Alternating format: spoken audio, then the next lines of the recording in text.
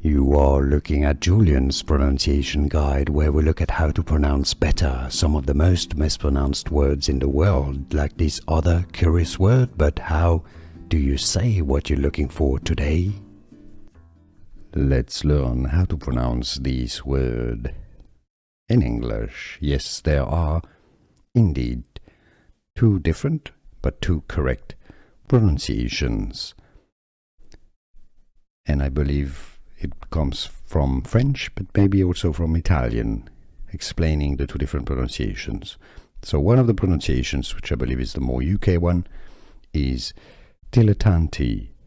Dilettante sounds more Italian in this case.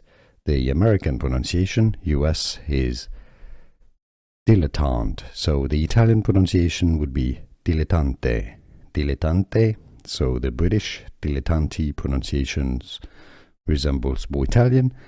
Dilettante is how it's said in French, more like the American dilettante. So, to summarize, dilettante in English or dilettante. The two pronunciations are correct, dilettante or dilettante. And now you know. Here are more videos on how to pronounce more confusing words and names too many mispronounced. Like this video if you found it useful. I appreciate your support. I'll see you soon and thanks for watching.